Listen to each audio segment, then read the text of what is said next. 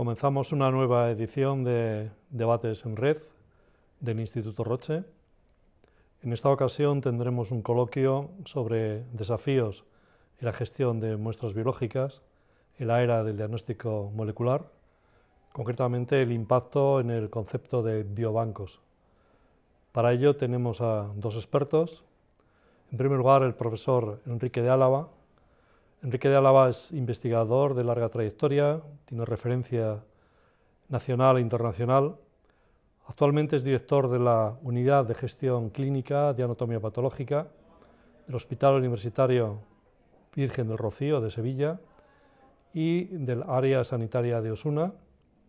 También es subdirector científico del Banco Nacional de ADN de Salamanca. Colabora activamente con el biobanco de Andalucía y también es presidente electo de la Sociedad Española de Anatomía Patológica. Estará con él Nick Zeps.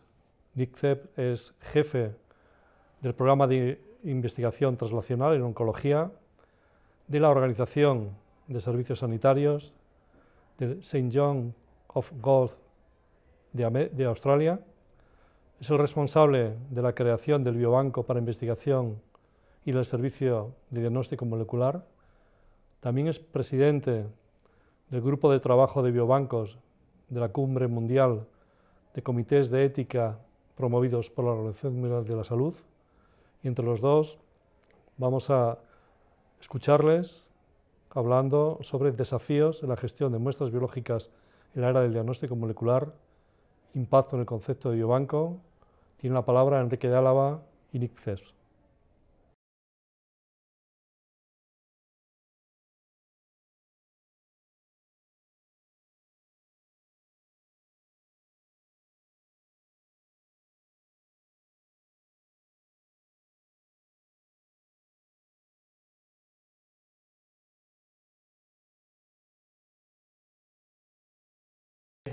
It's a pleasure to have you here, Nick, in Spain. It's my pleasure to be here. Thank you for inviting me. Yeah, that's great. So we can share from a very different point of view and very different professional experience.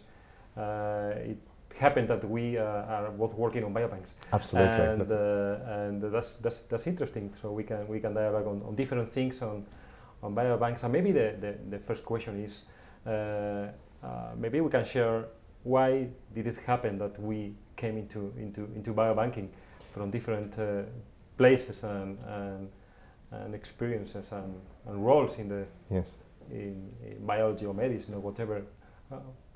How did I do it for it? you? Well, I think it's like a lot of us who are interested in disease.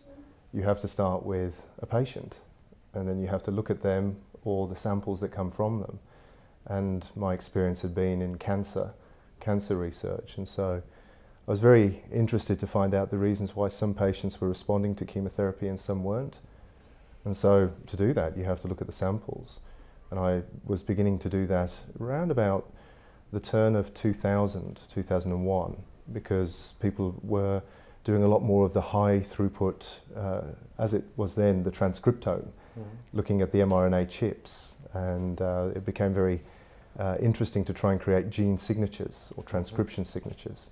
So that's really what drove my interest initially, was purely a biological need. I think that was more or less the same for me, although I have to confess that I began a little bit before, because, well, I'm a pathologist, right? So I'm dealing with samples every day. So we began to get requests from people like 10 years before, maybe in the late 80s or maybe in the early 90s, asking, okay, can you share some of your samples for research? Right before of genomics, right before we knew or we used the samples as a basis for DNA analysis or whatever. So even then, people were asking. They were asking for phenotypes, and they were asking for other things. And as you, I'm a researcher, but also I'm a pathologist and a provider of samples. And people began to ask, can you provide me with this and this and this? And at the beginning, we began to freeze samples in a freezer. That was our biobank. and then things became more sophisticated. At the beginning, it was like that. Then you're right. Genomics came, especially in Spain. The legal regulation began in the 2003, 4, 5. We began to talk about, and we got more interested. There was more people interested on biobanks. At the beginning, I was a provider, and of course also a cancer research interested person. Well, I think that's a very similar course, because I did my studies initially in pathology and very closely worked with surgeons, and it's always been the case that we wanted to look at diseased tissue. I suppose in a similar way, most of the samples that you would have dealt with at that point wouldn't have had any form of consent. They wouldn't have been taken with the knowledge that they were going to be used for giving to other people. And I suppose the other thing that we recognised when I started was that there was a very uneven way of handling them. It was dependent on the diagnostic purpose only, and so the concern had been that they weren't fit for doing, they had to be fresh frozen so that the mRNA was more kept integral, so that was the kind of thing that was pursuing the need for a biobank. But I think also, as you say, that the framework, the infrastructure simply wasn't there in the early 2000s around having freezers, having laboratory tracking systems, having the ability to even send out the samples using a formatted material transfer agreement. None of those things were in place. I think it was... No, actually, there was no harmonization at all. I mean, everybody was doing their freezing or whatever as they thought they should do. Yes. Then I think the biobanks and the development of biobanks in Spain became exactly as you mentioned on about the year 2000, 2002, 2003, because people needed big amounts of samples. That was a change. Big amounts. I don't need just 2 carcinomas of the larynx. I need 200. So I cannot do that alone. And then within this group of these 200 samples, if you are not standardized, the quality of the samples will vary, and you need something to make them similar, good and similar. I think that was the real birth of biobanks here.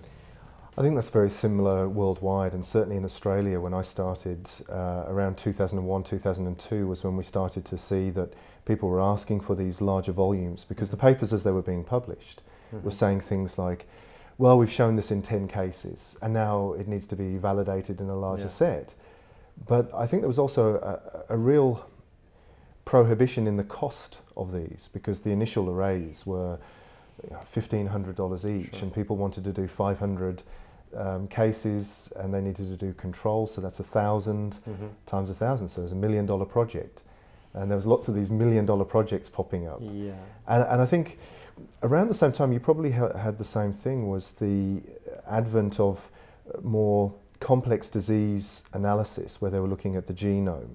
So then there was at one level the pathology-based biobank, but then also the emergence of the healthy or marginally specific general population biobank, and they've gone down parallel streams, and they're both called biobank in the same way that Rolls-Royce make airplane engines, but they also make fine cars, but they're completely different. There are basically 2 different types of biobanks. You have the disease-centered biobanks, and then you have population biobanks, and they serve different purposes. And of course, we do call them biobanks, but they are different things. And I think that's actually what's caused a lot of confusion in the ethics and legal, and a lot of the discussion around it is that they're actually talking about 2 completely different things. This is one level of complexity, I agree with you, and the other level of complexity is whether you look at the germline or you look at somatic mutations. Especially for cancer, and you're a cancer researcher as I am, for cancer, this is a disease mainly of somatic mutations. Of course, there's the germline and there's some predisposition, but it accounts for no more than 15% of cases. It's not that determinant.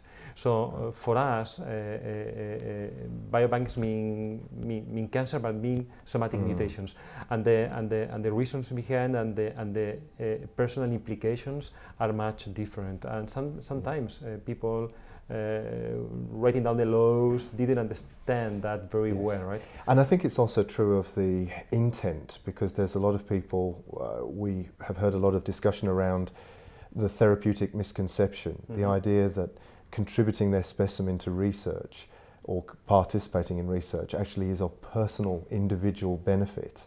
Yeah. Now, I think that that's something that's going to become a real issue for us in cancer. It already is an issue, actually, for us in cancer diagnostics. I'm sure you've had instances in your professional career where someone has asked you to do a sequence because they've heard that there's this wonderful drug that if they are sequenced, then... Yes, although there's some... Okay, molecular diagnostics is something else than biobanks. They can merge, but maybe they not. So maybe you have a biomarker on your tumor sample, and the patient is asking for the study of that particular biomarker. This is not exactly a biobank, because well, maybe we can go to discuss a little bit the concept of a biobank, but I don't think this is exactly a biobank. It's true that many biobanks stem from the fact that you do molecular diagnostics, but biobanks really come earlier when you begin to store your samples in a similar way or in a very harmonized way to try to serve the interests of your research or other people's research. And I think that's been the definition, is that the intention of the biobank is quite discrete from that of a pathology practice. But I wonder sometimes if that's actually what the patients understand. Yep. Now, if you're giving your sample as part of a population-based study, it's less likely that it's going to be of any value to you, because it may be something you have no disease now. But I know that we were starting to see a number of patients say, I'm going to give you the sample for research to go in the biobank, and maybe this is something we can... I don't have the same experience. Maybe the development of biobanks here was a little bit later, or I don't know why, but that was very clear since the very beginning, and in all IC forms we use, or informed consent forms we use, it's very clear since the very beginning that won't be of personal use for the donor. Maybe there will be some return to the same group of diseases or the same group of people, but that won't be of personal use for him. And that's very important, at least for us, and maybe it's also written in our laws that won't be of personal use. Besides, despite of that, I mean, people keeps donating, and that's the great thing. But people understood. Yeah. I think understood. Well, the evidence, I mean, this is I just came back from the conference in Boston, the Public Responsibility in Medicine and Research, and I think there's quite a lot of evidence in our own research where we've asked patients what they thought. And I think there's a very low level of understanding of what a biobank is. You and I now are saying, well, this is what a biobank, and we even maybe have some disagreement about is it a population-based biobank? Is it a pathology practice? Is it specific for disease? I think the general population have no understanding of what it means at all. And I think this is one of the problems that we're going to have, is engaging with the general population about the validity. That's true. If we want biobanks are sustainable, people that are the voters in democracy, at least in our countries, should get aware of that and should support that. And I agree with you, not only biobanks, but also science in general. I don't know in Australia, but in Spain we have to do a lot of work on dissemination of science, just to make us understood. I mean, if you make a poll in Spain, which is the profession, which is the role in society you like more? I mean, people vote physicians and vote scientists, although they don't understand a single word. No, not a single word. Okay, they don't understand a lot of what we do. But they generally trust, and I think this is something maybe we can come on to as well when we talk about, you know, the potential commercial uses as well, and other topics that come into this, because I definitely think that there's a strong level of support at the moment for the concept of biobanking. So far, yes. But I think if people start to think about, you know, what are they going to get used for, and who's going to own them? Yes, that's where they get nervous. Well, there's at least in Spain, there is a migration of the conception of medicine in terms of the relationship between the physician or the sanitary people and the patient that used to be very paternalistic. So I'm telling you, you are sick of this, and the natural thing for you is to donate this sample for science. That was something normal maybe. And now people is not like that in Spain. Society changed, and they ask, and they have the right to know. Yes. And some of the donors belong to patient associations, and they support our research and our biobanks because they trust us. We should keep on that track, and we should keep the faith of these people by informing them and make it. This is an interesting move, because I think this is something that I've seen certainly in the last 5 years, probably, actually, you know what, probably in the last 2 more than anything, is that the function of the biobank as a community activity, rather than scientists and doctors over here doing the research. That's true. We're now including our patients in consumer groups to help guide which are the priorities of the questions we can ask, about forming working groups. They sit on the steering committee sometimes. They're very involved in working. When I first started in biobanking, I took the view that the patients were the most important, and so I went to the patient groups to help them write the information sheet and consent form. Makes sense. And I think I was the first in the country to actually do that. In fact, I know I was. And it was an interesting exercise, because they actually made the information so much more easily understandable compared to what the ethics committee was suggesting was the way to comprehend it.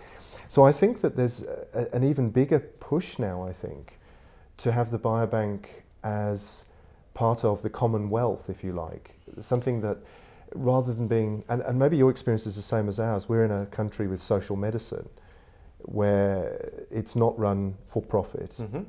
There are private hospitals, but majority of care is provided by public hospitals, where there's an anticipation that you will be looked after and that your doctors won't be profiting from your sickness. Yeah, I absolutely agree with you, and in a certain way, if you think about the main stakeholders of the biobank, you will think on the authorities and blah blah blah, and you will think about the patients.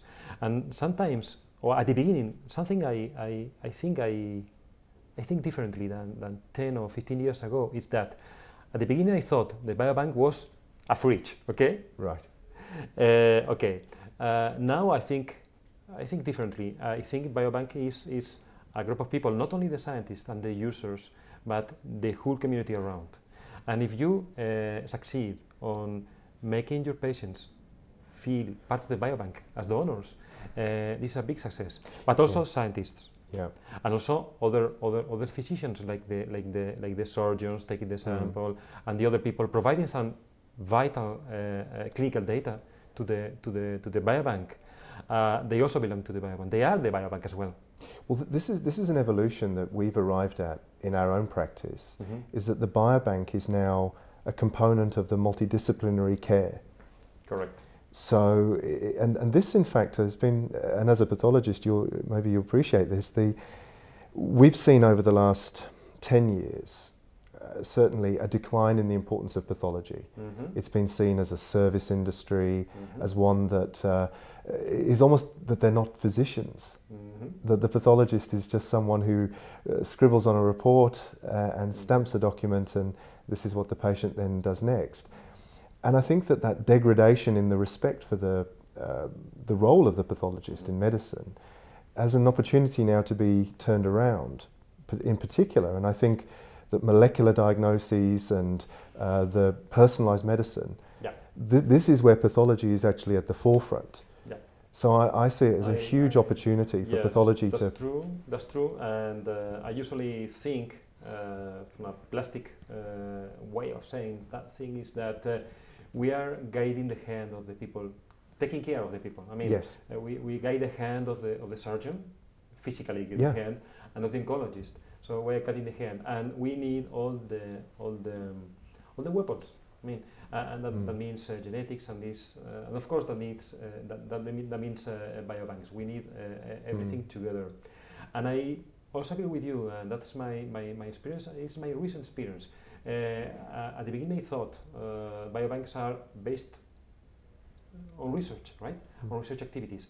And the more I think about and the more I experience about, I think biobanks are also for daily clinical life. Daily clinical life. Actually, in Andalusia, where I'm coming from, the public healthcare system has the biobank as a part of the healthcare system, not only for research but also for healthcare activities. And of course, there's a big branch of the biobank devoted to research, as we are discussing now, but also all the advanced therapies, all the cell-based therapies also belong to the biobank. And we hold also the samples, and we cure them, and we characterize them, and we prepare them for therapy. So that belongs to the biobank as well. It's not only research, and this may be unique in Spain, but and the reason I'm making this point is that biobank is very horizontal, very connected to other main parts of medicine, as we will discuss in the next minutes, I think. Yes, definitely. So I think that this is I think we're at a point now where things are changing, and I think the funding models, certainly in Australia, when I was chair of the group that was overseeing the review of funding for biobanks from the federal government, and a lot of the submissions from the biobanks were very heartfelt. We're doing this very valuable service, we're providing researchers opportunities to do research, but it was still quite divorced from clinical care. And the translation into practice was where they were not convincing to people who were reviewing them. And as my colleagues, I felt strongly that I had to say to them, you need to sell your message more clearly. And I think many of them are now learning that. They're recognizing this now. I think we have to be useful. I agree. Before changing to another part of the discussion, I agree. Patients are the center, and they belong to the biobank. And maybe we're so centered in our ethical discussions about how to write the IC, whatever. But maybe we should be more concerned about how we disseminate the real role of a biobank, so people can really support biobanks with their taxes. They're taxpayers. Well, this is it. The responsibility lies, and this is the thing that I say to my staff even, is if they're devising an experiment or they're deciding on how to do something, I say, well, think about it. Someone paid taxes to give you the money to do this, or it was raised by philanthropic means, that from a society where someone had to ride a bicycle or bake a cake. You know, maybe you have the same things where people raise money for the cancer councils and things like this. I said, you have a responsibility, therefore, to spend that money wisely. And I suppose my concern has been that, again, a trend I've seen maybe over the last 3 to 5 years that I'm strongly working to do something about, is an over-regulation. I think the pendulum has swung a little bit too far now to say that the biobanks have to be regulated in particular ways, which doesn't really take into account the practices that are already there. It sort of says, well, you ought to lock your cabinets and you ought to have password protected computers. Well, everyone does that. We've always done that. You know, for 20 years we've been doing this. That your staff have to be of a professional standard. Well, of course, you know, we know all these things. But I think we focus too much on ticking the boxes in bureaucracy rather than building an integrated system that at its core says, when you walk into work each day, I'm doing this for the people. That's the first thing that crosses your mind, is I have a public responsibility to do something good today when I walk into my practice of work, It's not just a job. Yeah, but you know what? Maybe in the first stage, the lawyers thought their responsibility was to regulate this. And at least in Spain, that happened when they realized, or we realized that the samples in the biobank are the physical support of genetic information. Yes. So then they thought, okay, we are dealing with something really, really important. So far, that was just a fridge, right? Yes. Now it's something different, and we feel the duty of regulating that. But it's true that maybe they focus too much on regulating that, which is correct for the patients. We need regulation. And we need the regulation, of course, otherwise it's a disaster. But we need to think also on how to integrate that on society. No? Because certainly one of the things that I've seen a lot of emphasis on, and this is sitting on ethics committees and being involved in the policy direction, is that a lot of it's focused on the form itself and very little on the conversation that ever occurs. That's true. An informed consent is not a sheet of paper. No. It's a medical activity of informing the people. And we don't take care of that, especially in a public social system as ours. I don't know what yours. Yes. You don't take a lot of time to explain to the patient what's going on. Or to have the time if someone has more questions, Exactly. who's qualified to answer them. Yeah. But we know that we can't support a system, we can't pay for people spare in the system in these economic times. We know that you don't want to take money away from frontline medical services. So it's again this question of, is biobanking integrated into the activity? And I have argued in my ethics applications, I wrote a line that said, it was answer to the question, how long will you do this study for? And I wrote, until we have a cure for cancer with no side effects. Great. So it was, we have to reframe the way that we're doing this activity, and it's not research so I can get tenure. It's not research so I can get publication with a high impact factor. It's research to improve the lives of people in the community. Yeah, that takes me to the next question, which is actually we can formulate in very different ways. But if you imagine you go to a country now tomorrow that has no biobanks at all. Yes. Has patients, money, hospitals, but no biobanks at all. How would you begin to build a biobank system in that particular country? Yes. How and why? Well, I think this is how to think about it, is to integrate it into the clinical practice, is to see it as a component of what is done. So if we say having the samples allows us to do biological research, which ultimately tells us something more about the disease, then this is just a component of all of our activity. In the same way as we would take records of how many people came to hospital that year, how many got infections, how many were able to be sent home sooner, so that we can plan public health. I see a biobank as a component of public health. I see it as nothing less. So I would be saying integrate it into your routine practice. Make it just a component of, here's your car parking pass, here's the gown you have to wear, and by the way, we're going to collect the specimen on you. But then what we've found certainly with the patients that we've interviewed is trust is key. So I would be saying, make sure you have a mechanism that engages with your participants right from the outset, so they understand what it is you're doing.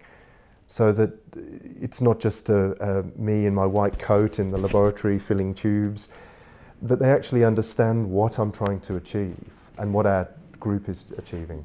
I absolutely agree with you, but don't you think that when designing public biobanking systems, we sometimes are thinking too much on the biobank itself and not on the people we are serving, which are of course the patients, but also the researchers, the scientific community, the needs the samples. And I think at least sometimes, at least in Europe, we thought too much on that. There was money for biobanking, and maybe we used a top-down modeling, which instead of asking the scientific community, what do we need, how many samples, which quality, which data, which other techniques around the biobank, we thought first on the biobank, and then, okay, we have the biobank, we got the biobank. What do we do now? Well, it's interesting because I've been a reviewer for the Welsh Cancer Biobank for many years now. It must be, 8 years I think now that I've been a reviewer for them. And so I've seen many applications as an external reviewer, and I see these come in from a number of places. And what you've just said is exactly right. Many of the researchers will not necessarily know what they want. And when I see the application, like my colleagues, will often give feedback that helps them to redesign their experiment and says, actually, no, you want this kind of sample with this kind of physical characteristic. And I think it's that dialogue. It's being able to actually have a biobank, a two-way, this is what we always talk about, a colloquium should always be two-way. It should not be one person saying, I think you need frozen specimens. And I think that market research hasn't been done. And that's because they do belong to the biobank as well. Yes. As the surgeon that takes the sample.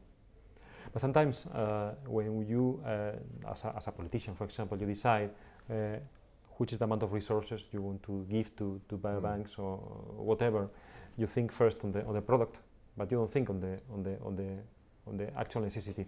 And then we, to be sustainable, we should think not only of what we have now, or what do they need now, but we should project in the next 5 years or 10 years what will they need.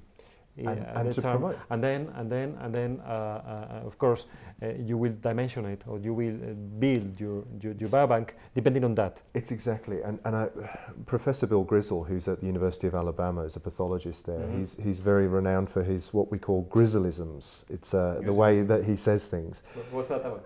And one of the things he says is a good biobank is an empty biobank, and I completely agree with this notion.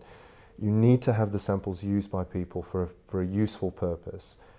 But how do you do that? And there are a lot of biobanks now, mine included, that have large numbers of samples that are not getting used. And so I feel strongly that we either have to go out and advocate for the usage, or we have to rethink, why are we collecting all these specimens? Exactly. I actually took a decision to stop collecting frozen specimens on all new diagnoses of colorectal cancer because we'd already got 1,000. Exactly.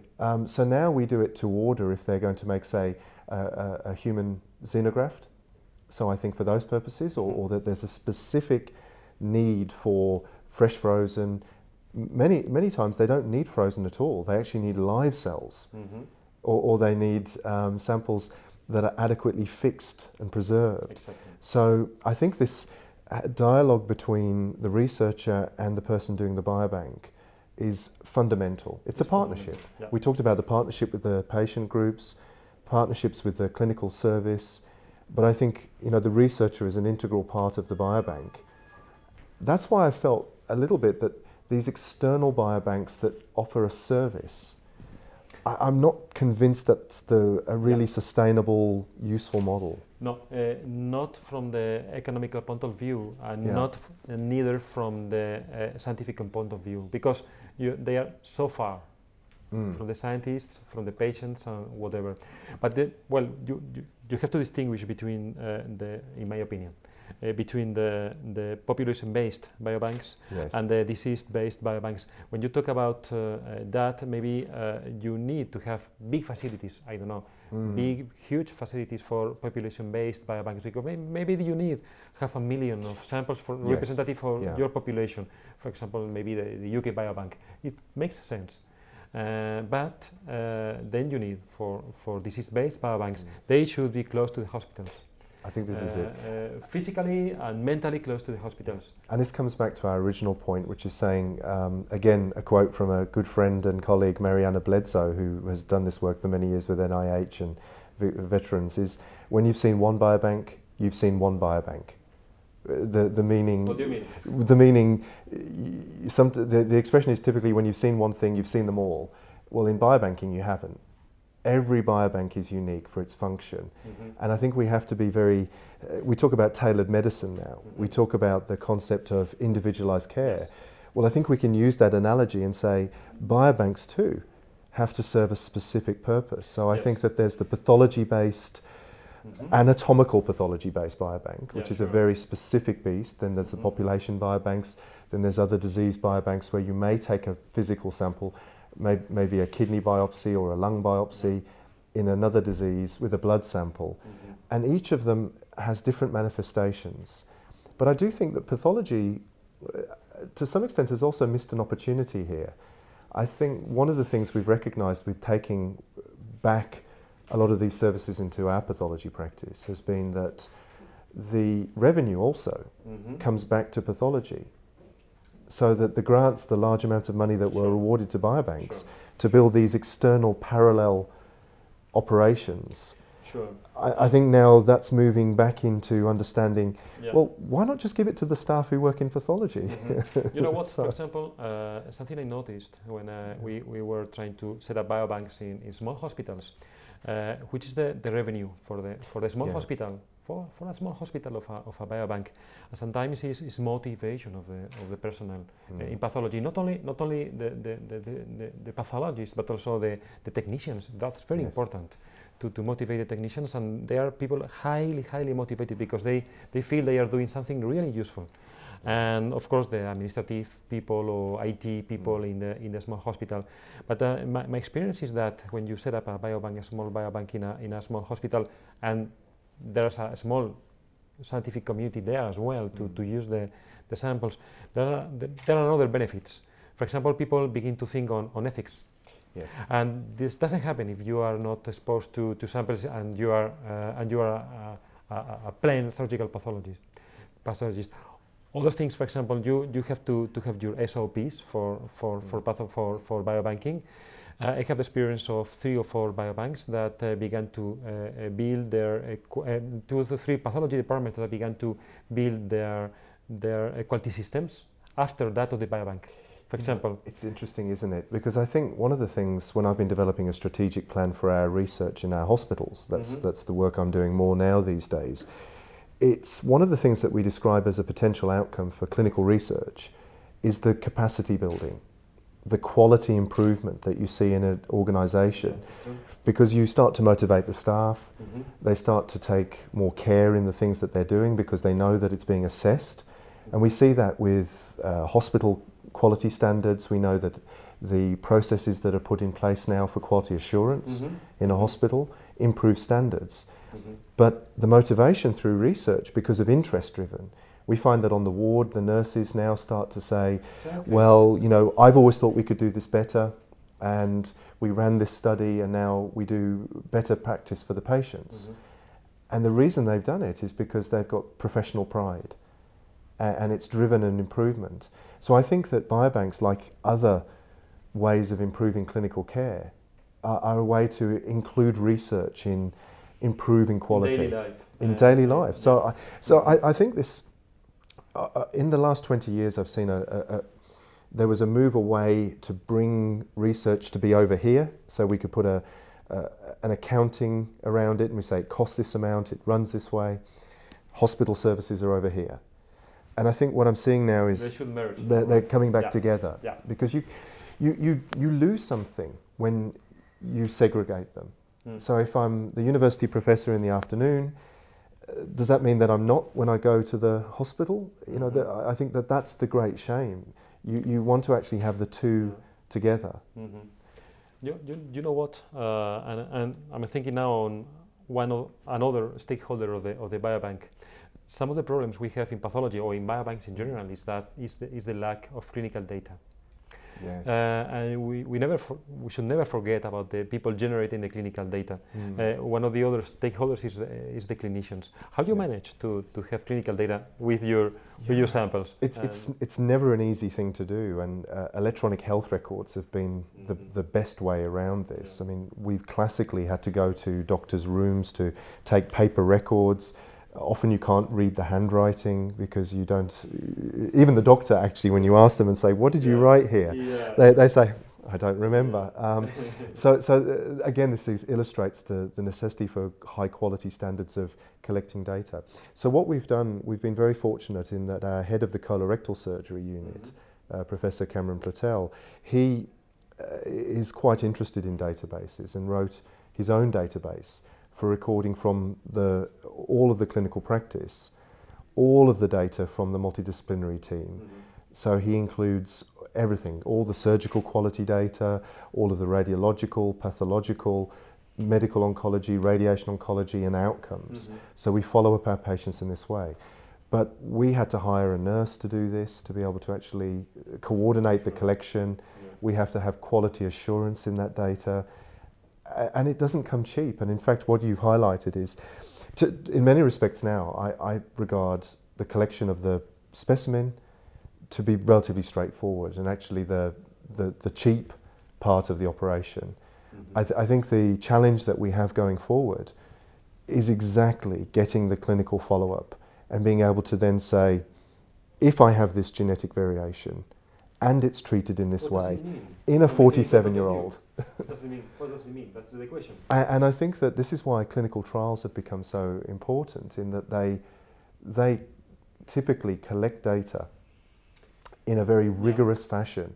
And if you look at the recent times where we've seen the integration of, or the adoption of a biomarker in clinical care, it's always been done as part of a clinical trial. Yes, but you know what, of course you can have your biobanks as the banks for your clinical trials. But you can look at the problem on the other way around. Why don't we make biobanks as big clinical trials? You know, if you design prospectively a collection of samples and data for that particular purpose, you're like building a collection of samples and data like a clinical trial. And there's some very neat statistical methodologies now being devised. And I'm sure you of IT, to be able to then do a sort of pseudo-clinical trial on the basis of a well-kept registry. So there are abilities to do this. So, and I think that the recognition is that we can, I mean, another role of the biobanks I see, and one thing I'm trying to do in Australia with my colleagues in other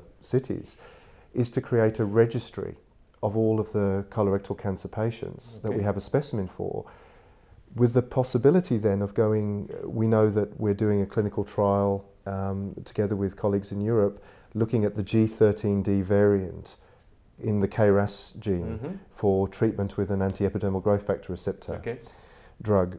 And we know that there are a certain population that have this mutation, but how do you run a clinical trial quickly? Well, if you've got a biobank, and there's the possibility to say, well, how many of these patients have colorectal cancer? How many are still alive? If you happen to have done a bit of clinical characteristic and you do know this is where in the pathology labs, which many of them will have that data now, you can then quickly recruit or find a population of people. You can do feasibility studies and say, would it be feasible to do a clinical trial on this population? And you can very quickly have the answer. Yes, there would be 1,000 patients with this diagnosis, and yes, we would have them with these criteria, and they would have a specimen, and you can then design your trial this way. That means, again, building your biobanks as clinical trials. Absolutely. And that's critical. And again, this is again on the idea of integration, right? But then you need a lot of infrastructure and hardware to do that, and political decisions behind. I'm lucky. Now I moved recently to Andalusia, to the Hospital Virgen del Rocío, which is the biggest one in Andalusia, and all over the region, we have an electronic medical record. This is sort of unique in Spain for a public healthcare system, because it's been there for the last 15 years. So now we are making the second generation electronic medical record, and we pathologists are involved on that. So we are building which are the fields that need to be put there. Of course, we can think on migrating our diagnostics, our sign out biopsies, sign outs or diagnostic reports directly on the medical record. But of course, all parts of the medical activity, especially for surgery, are already planned to be there. So at the end, you get your medical record with all the data together, plus the sample. Actually, a biobank is not that different than a cancer registry. That's right. And in fact, there was a lot of duplication when I spoke with my colleagues 10 years ago who were developing these things. it seemed very much that the activity they were doing was almost a duplication of a lot of the things that were already there that just weren't being captured. And it seemed to me very straightforward that, well, we should integrate the two, that we should make sure we have a mechanism to capture this. But what you said about the pathologist being involved, I think, is key. But then you have to have a minimum data set that's agreed upon. That's true. And I know that... Should be minimal. Minimal. That will always be fooled and accomplished. Yes. If it's too ambitious, like in a clinical trial, of course, you will not get it. But if you have a minimal data set, that will be done. And I think that most practices will do that if they perform their pathology appropriately, like lymph nodes dissected and the presence of tumours. So I think the thing that what I'd like to see in the future is certainly a biobanking stream in the larger pathology meetings. So we have the Royal College of Pathologists of Australasia, which is the governing body that accredits, and now we have a faculty of science that is you can be a member of a fellow of the Faculty of Science as well as a clinical fellow.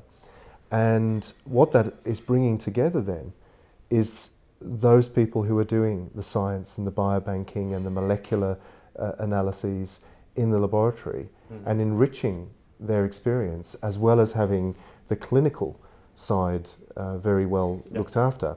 And I think certainly the evolution of biobanking I see is going to be, from an anatomical pathology basis, from pathology basis, is going to be much more integration in those kinds of meetings. Because I think we have to have this international agreement.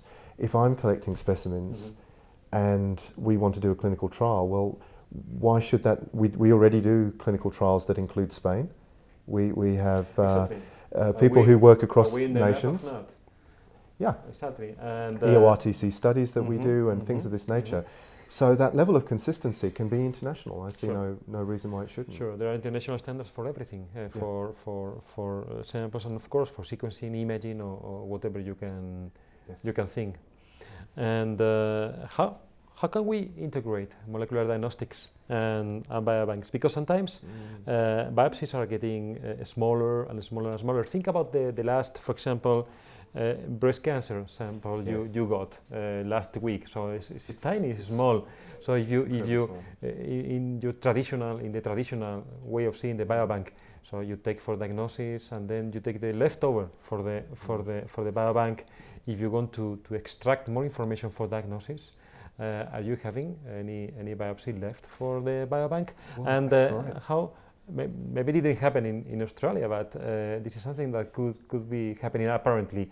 What is your solution for this? Well, I think it's going to be one of the major questions that we have to address. And I did publish something on this a couple of years ago where I said that there won't be spare tissue in a number of diagnoses, and we know that's true already. My head of molecular genetics, she sometimes has great difficulty getting enough DNA out of the old biopsy material. Sure. Now, had we given any of that to research, then there would be nothing to guide the care of that patient. In America, there have been lawsuits at the moment that have been looking at, well, you should have kept some sample frozen so I could have gone in a vaccine study. Exactly. But, and the courts to date have rejected that as a duty of care. But I can see the point where they'll say, well, you knew. You cannot say now, today, 2013, that it's unlikely that one of your patients with a stage 3 colorectal cancer is not going to need an analysis of KRAS or BRAF in the future. Therefore, it's your duty of care to ensure you have sufficient material to generate that test when it needs to get done. Now, if you say, well, I gave it to these researchers, and these researchers then did something with it and we're not sure what, but it's now gone. Will there be an opportunity to go back and say, you should have anticipated this outcome?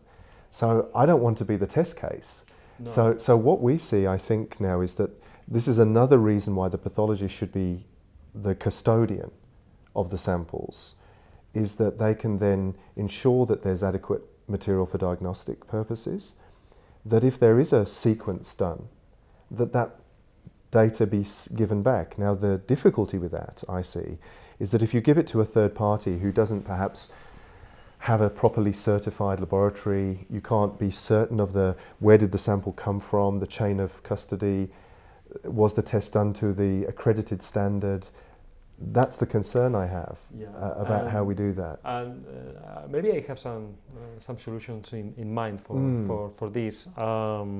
The way I see the biobanks, okay, you can think on light. Light has a dual characteristics, right? It's waves and it's particles, right? So if you think about samples, it has a dual, or maybe even three characteristics. It's information and sample, and maybe it's image. Maybe we can talk about image a little bit later. But thinking about information, don't you think that a biobank should evolve to a different concept in which biobank is, of course, the custodian of the sample, but is the facility that gives information to the sample by, for example, sequencing. My idea of a biobank is of course a collection of samples, good samples, quality samples, no question about that. But clinical data, of course, no question. We already talked about that. But why don't we sequence once for all? I mean, why don't we give basic sequence information which is useful for diagnosis, also useful for researchers in the future. Yes. The concept of a center for characterization of biology or biological characterization of samples is that you associate sequencing facilities to this. And of course, the level of complexity of the sequence you get may be valid for diagnosis, but in this facility you can also get a big amount or a big depth of sequence for your research and for the research of the people of the biobank. And then you only make the sequence once. Because instead of giving the sample to researcher A, B, and C, and each of them has to spend a lot of money to sequence their samples, why don't you do that yourself as a biobank forever? And then you save a lot of money to the agencies. Well, it's and you just give an added value to your sample. Well, if you think at the moment the barrier to that, most people would suggest, is one of cost. But it's curious in that, I don't know how it is in Spain, but if you have a patient with advanced cancer, there are particular cancers that you can then send off pancreatic cancer for a PET scan. But actually the genetic analysis is going to be more useful than the PET scan. Sure. In many respects. The CT is going to tell you the extent of whether it's operable or not. Sure.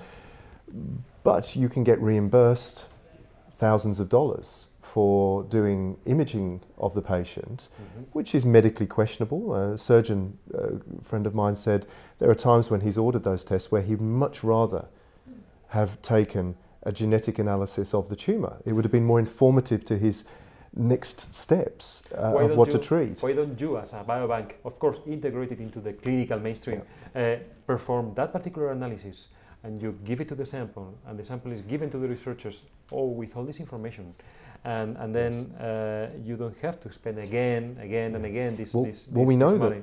That direct-to-consumer type tests, there's a company which I shan't name, but there's a company that a number of them, that offer commercial tests for breast cancer and others, that create an algorithm to say this one's more likely to be at risk versus this one, and you treat accordingly.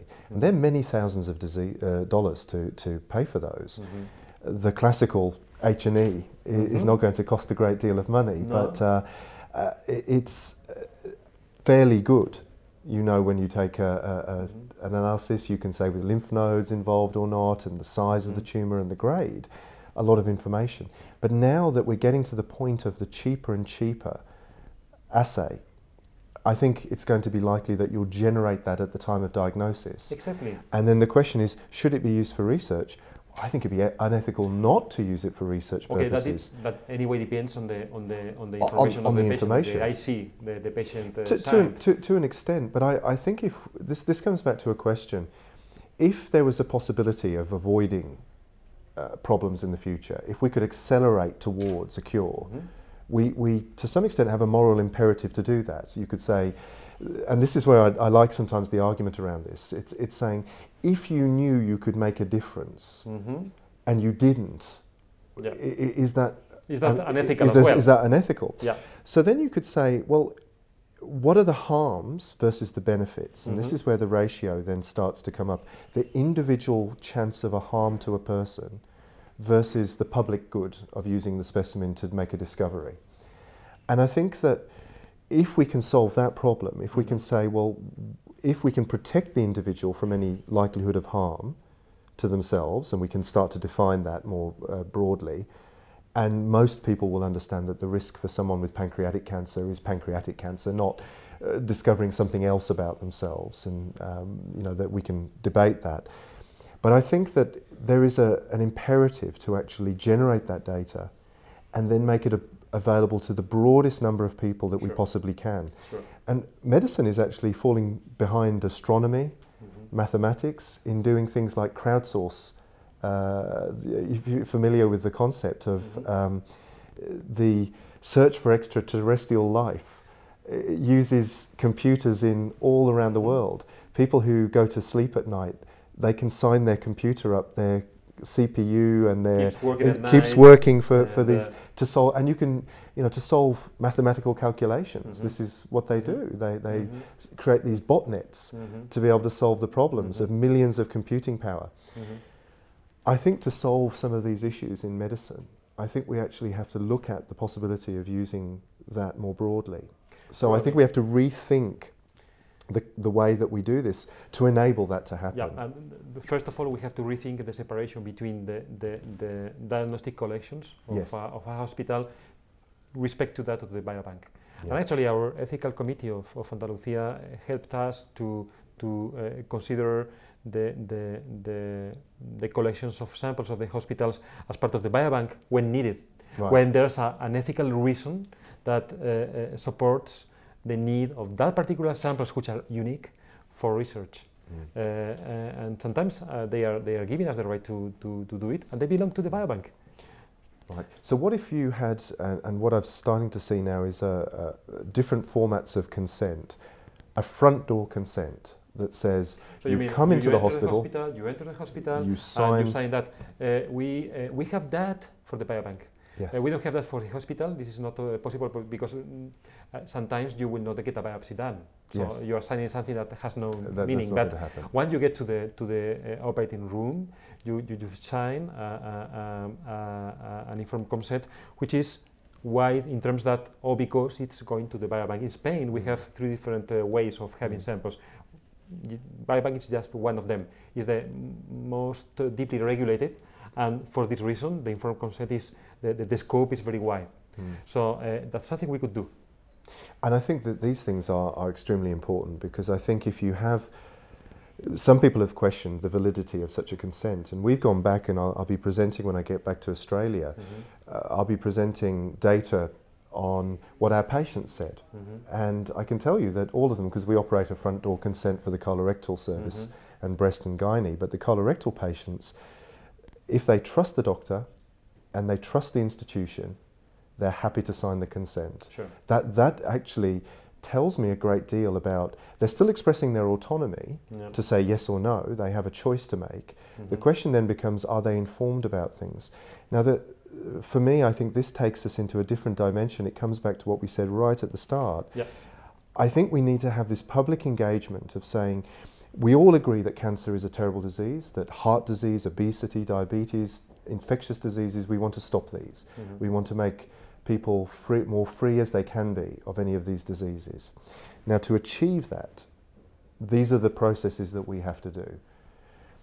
So we're going to be asking for permissions here. Here are the regulations, here are the controls, here's the governance structure. Do it just one for all. And one form, but it's very simplistic, but much more depth of information if people want it. So you have a website that provides, for me, I joke about this. I say, I don't want to see a consent form, and I don't care how many pages it's got. If I'm going to go on a clinical trial, I want to read the investigator brochure. For me, personally. But that means that the level of education of people is very high, which is not always the case. No, so what I'm proposing there is that the concept of a form to get consent is a nonsense, because it should be from here to here. So some people say, I'm going to look my doctor in the eye, and if I trust them, I don't need to read anything further. But then you need time. You need time to have this. So I think this comes back to the thing about, do people really care about their health? I think they do. Most people now go to Dr. Google, and they type in, the moment there's something wrong with them, my back hurts today, what is that? And they go to these websites.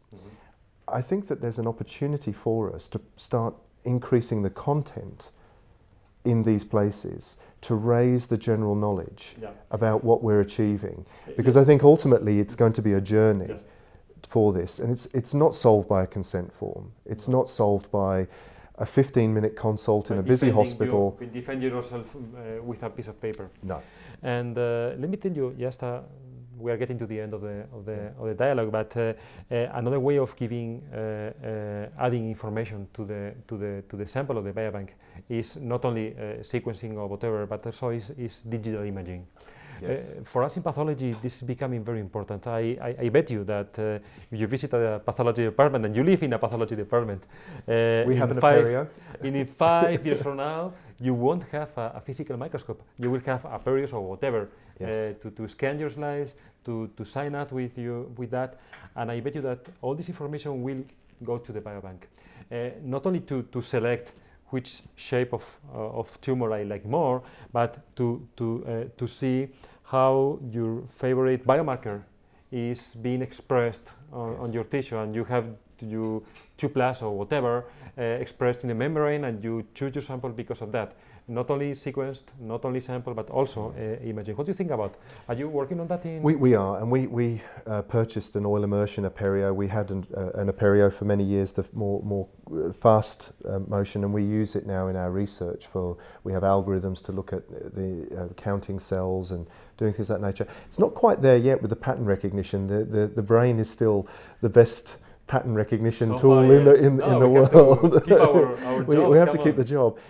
But now the resolution with the oil immersion, I think, is superb. Yeah. I wasn't so convinced on the general pathology, but I think now this is absolutely true, and it really is a question of technological. We don't have a server at work at the moment that's big enough to collect all the data, and it will come. We'll just buy one, and it will happen. So I think you're absolutely right. So it's that multi-dimensional way of looking at things, and radiology's done this. If we look at this now, they've already doing this. That people are reading scans in different countries overnight, so that the next morning. In fact, we have this virtual world now where the radiology in Australia is often done in England, and England in Australia, because of the hours of working, means that you can keep things on a much faster turnaround. Because of the time differences. And so there's some a friend of mine actually has a blackened out basement to allow them to do these kinds of things. So that's great. Nick, we should finish the conversation and think now on the people which is listening now to this broadcast and which is the final message we, as a small part of the biobanking community, we're going to deliver to these people? Yeah, I think we're in one of the most exciting phases of medicine and biology. I think there hasn't been a time prior to this where we have the ability to do so much amazingly interesting science, and science that has translational value. And I think that the biobank community, as it evolves and it reintegrates with clinical practice, is going to be an invaluable component of the clinical care. And I think that when we have this conversation in 3 years' time, I think it will be, I hope it will be, that there's already many more examples of utilizing the samples to translate to immediate care of patients. I agree with you. And you stressed the idea of integration, so horizontal, no? And I'd like to stress the idea of a circle. The circle of stakeholders around the biobank. We thought on the biobank, we thought on the stakeholders outside the biobank, and I think they are within the biobank. Patients, clinicians, technicians, the scientific community, the IT people developing new things, they all belong to the biobank, even if they don't know yet. So maybe people listening to this talk, they also belong to the biobank. Absolutely. And they still don't know. Absolutely. No, thank you for this nice conversation. Yeah, it's been a pleasure. And Hope to see you again in Spain, Mike. Yeah, I hope so. Thank you for asking. Thank you.